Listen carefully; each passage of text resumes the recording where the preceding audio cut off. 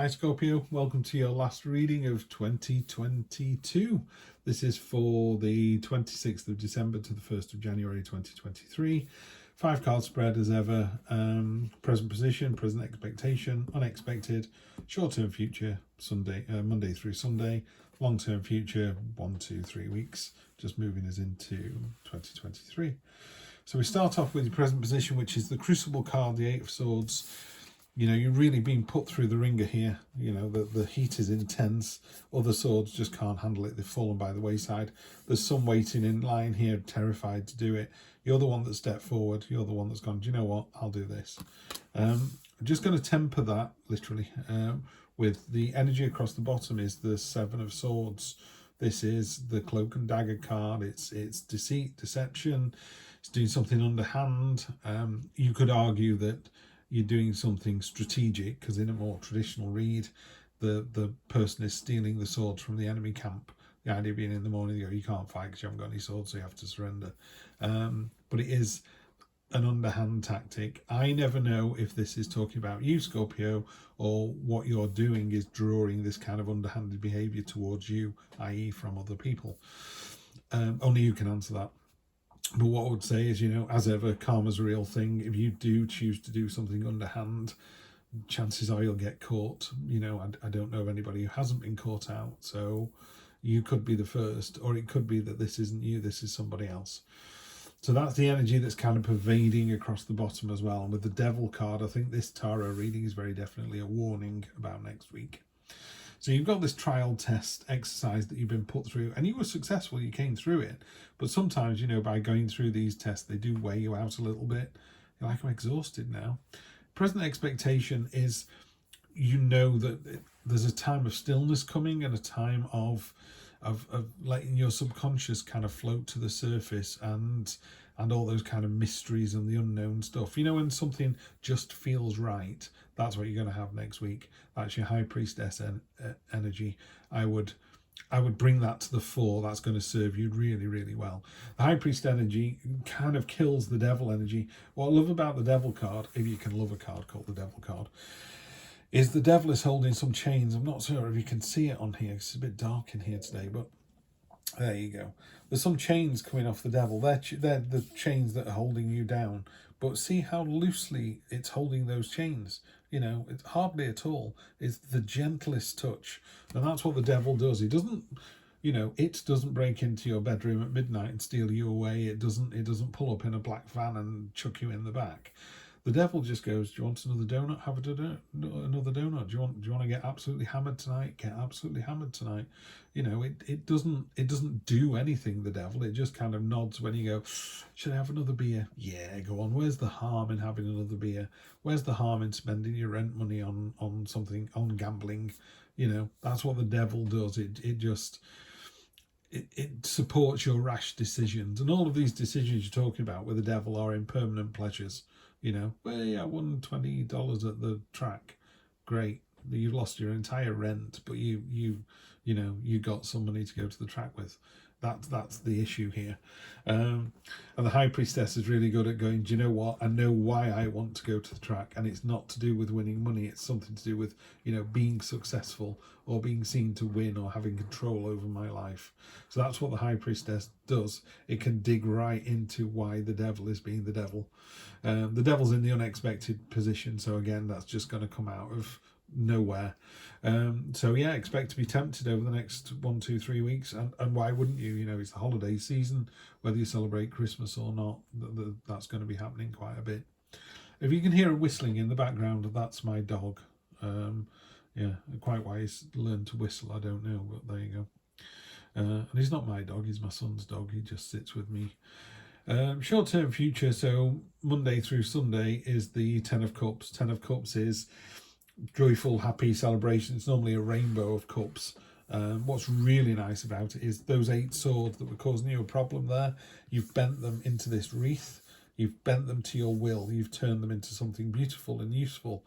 So you can actually turn the tide on all of this. So it's almost like you go through the ringer, you know why you're going through the ringer, you know why you're being put through it, and you come out the other side absolutely bang on top. Really nice to see.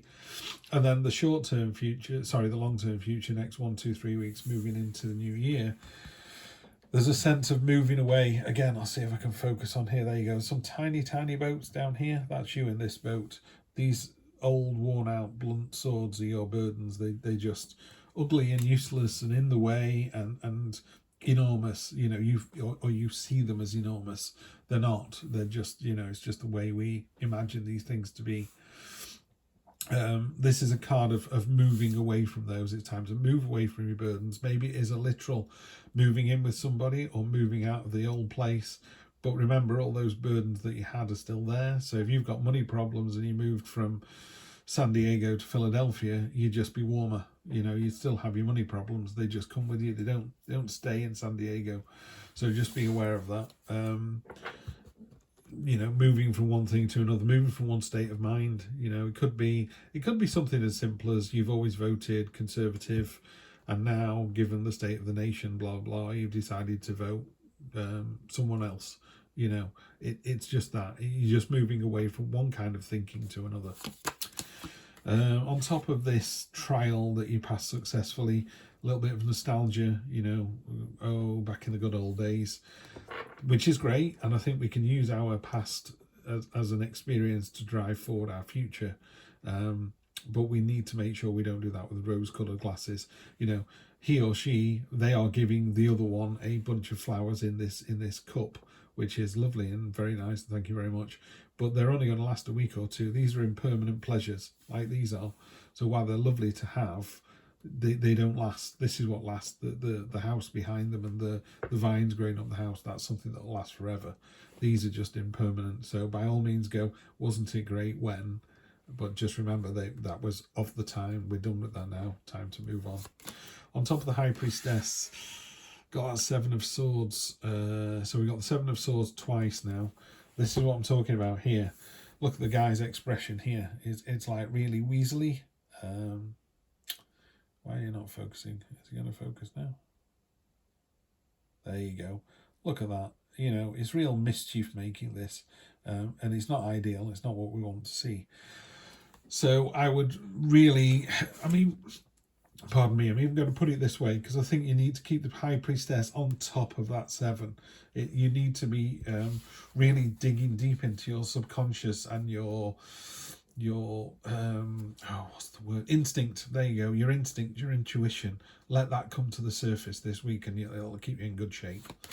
On top of the Devil, I have the Page of Pentacles. Focus and intent and determination are going to get you through. This is what you want. This is what you really, really want. It doesn't have to be money. It just has to be that thing. Look at the way he's holding on to it. It's like, this is what I really wanted. This is, you know, and I got it. This is what I want. This is what I got. On top of the lovely 10 of Cups, you've got the 6 of Pentacles, which is a card of imbalance. So you'll find yourself with that 10 of Cups in a position of kind of affluence and stability and happiness. Make sure to share the wealth. But whereas this merchant is doing it in quite a, you know, the scales are there, so you can go, I've just given you, you know, 4 coins, therefore you owe me 5 coins tomorrow. You know, there's a sense here that he's not just being a philanthropist. He's not just giving this money away. He's buying favours, you know, and there's a lack of symmetry in these coins behind him here. Instead of it going 3 and 3, it goes 3, 1, 2. It's a card of imbalance. It's a card of something not quite being right, you know. So just be careful about that. You're in a great place here, you know. You kick the devil's ass, which is great. You've got your focus, you've got your intent, you're listening to your intuition. This is great. It's really successful, and yet still there's this, you know, imbalance coming through. So just make sure you play fair, which is great, because if you do, you end up with the 3 of Cups, which is a fantastic card to finish on. It is joyful celebration into the new year. This is people being really happy for you. You know, if you're in a new job or a new place, or you're moving somewhere else, which is what the 6 talks about. The 6 talks about moving from one place to another. it's a really successful venture, and everyone's gone, oh, what a great thing to do, about time we did that, it's been years, you know, brilliant, love it, love it, love it. So there's that energy there. And then you've got the lovers on the bottom. The lovers are out, you know, as you'd expect. It's about relationships. It is about commitment. And again, with this kind of moving thing that you've got here, maybe it is that you've stepped up and you've decided to commit. They threw open the gates of paradise and they got rid of illusion and let the real world in, and they committed. It was like, this isn't lust anymore. This is love. This is true love. This is where we want to be together. And on this card, there's this huge mountain in the background that's like almost impossible to get up, but together you will succeed. On your own, you may have succeeded, you may not, you know, but you stand way more chance together than alone. Love to see that. I don't work backwards into a deck because otherwise you just keep reading and reading and reading. But I will take the next one that's shown on there, which is the Four of Wands, which again moves on from the 3. The girls that were dancing around in the 3 are now dancing around in the 4. It's a card of celebration, joy, freedom, getting what you want. There's the big dream on the hill there.